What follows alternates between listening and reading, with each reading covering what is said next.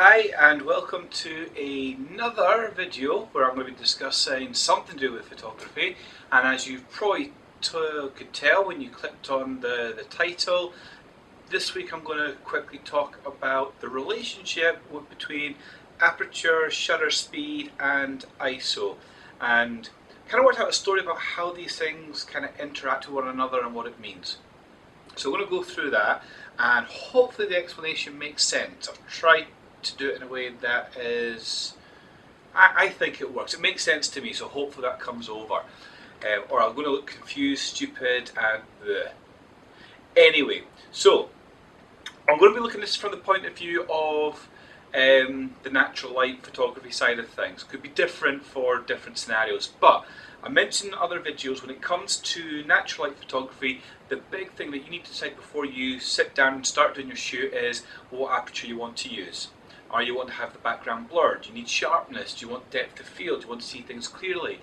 All of these things are going to play a part in deciding what your aperture is. So from the point of view as a photographer who does natural light, aperture is the most important thing. It needs to be set in its way. It needs to, that is it. You know, there's no movement on that. What you get, you know, what you want and what you want to achieve, that is what you need. So from the point of view of that, aperture is the wife. And my wife sees this, she's going to kill me.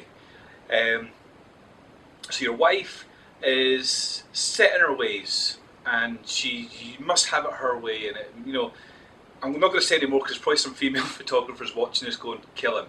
So we'll set that to the side. So the next thing then is the ISO.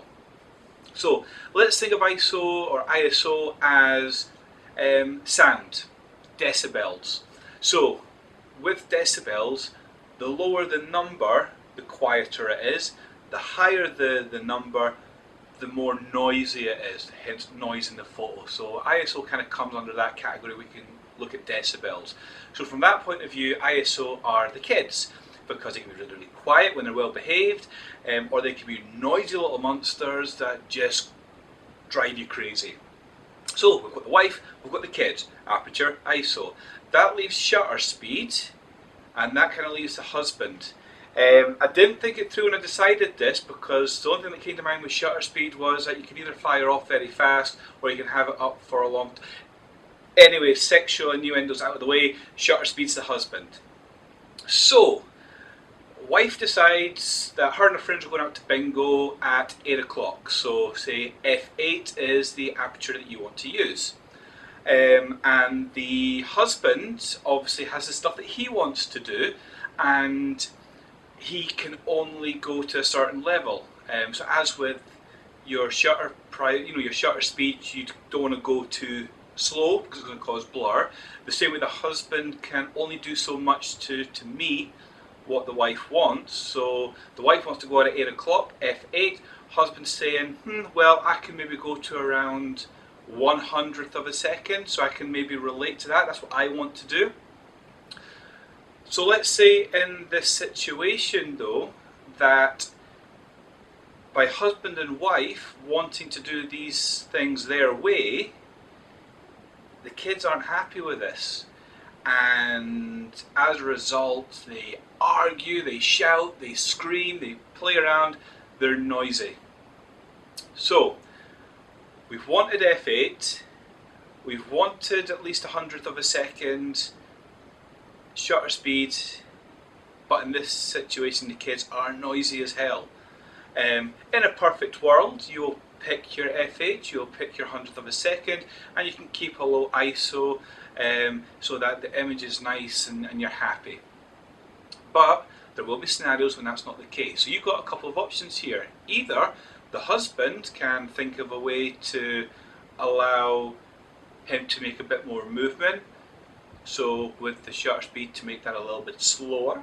So that could be introducing a third party, the tripod. Went back to the sexual innuendo there.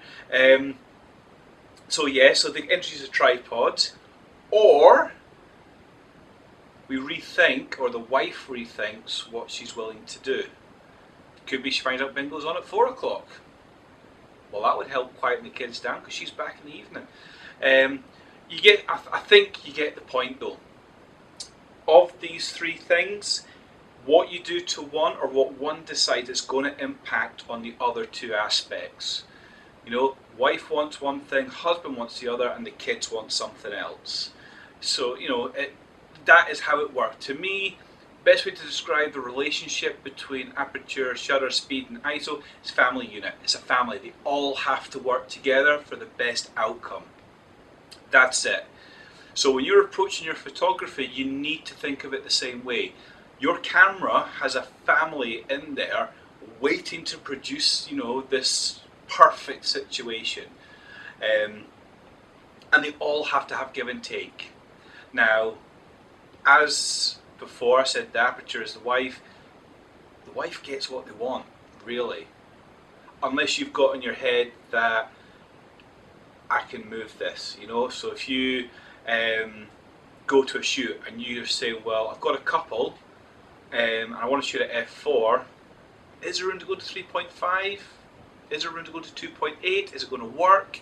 If it does, you've got wiggle room there that you can then, and that's it. That to me is the relationship between the three. I'm hoping that made sense. I'll watch it back and but anyway, so that is how I look at the relationship between the three things. And any questions on that, then ask, and I'll do a follow-up. If it doesn't make sense, then tell me it doesn't make sense, and I'll try and, you know, redo it. But to me, that is it. Wife, husband, kids, all working together to get that perfect situation. Nice family portrait. Anyway, thanks for watching, guys. I'm going to be very, very soon getting on with more of the shoot what you see stuff. I've got a lot of ideas about how I want to approach that. I'm going to look at aperture and everything else kind of more in depth individually, but I want to get out while we've got good weather and get some shoots done, so I'm going to show you kind of run through with that. So thanks again for watching. Keep subscribing. I notice I've got a few coming already, or one, and hopefully we can build on that and start to get a channel that, you know, does for me what I want it to do. Thanks, guys.